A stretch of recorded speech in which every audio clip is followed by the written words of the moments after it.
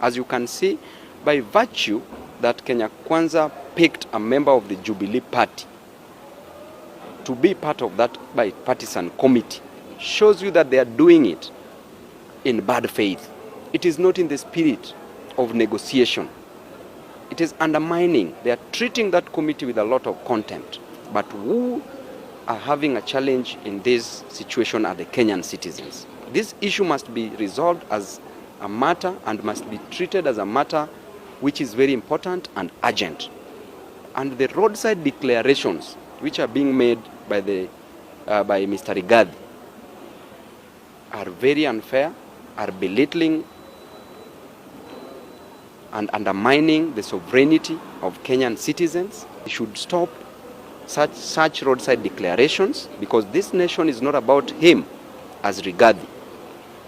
Number one, he's very unwashed, he's very agricultural, he's very uncouth, he's very unkempt, and he who comes to equity must come with clean hands. That is one of the maxims of equity.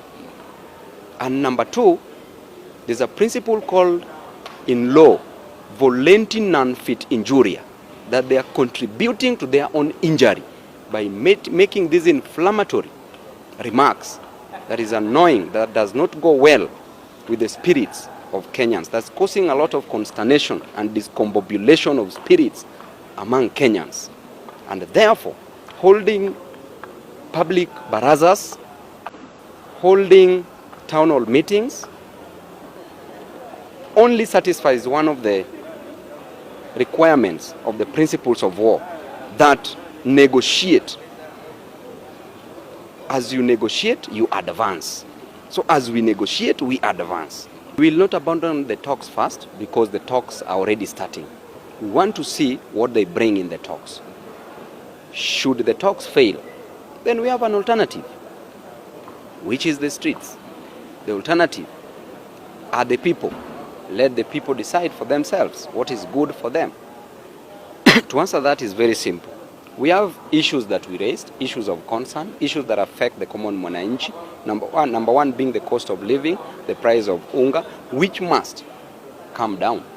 Number two, issue of IBC is very fundamental, because development should never come before democracy. Or rather, democracy should come first. Should come first, then development to follow. Why? Because you can never separate politics from economics. The economy of this state, the economy of a nation, is dictated by the political activities of that nation. Or rather, the political activities of a nation are determined by the economic activities of a nation are determined by the political activities of that nation. Electing poor leadership leads to poor development.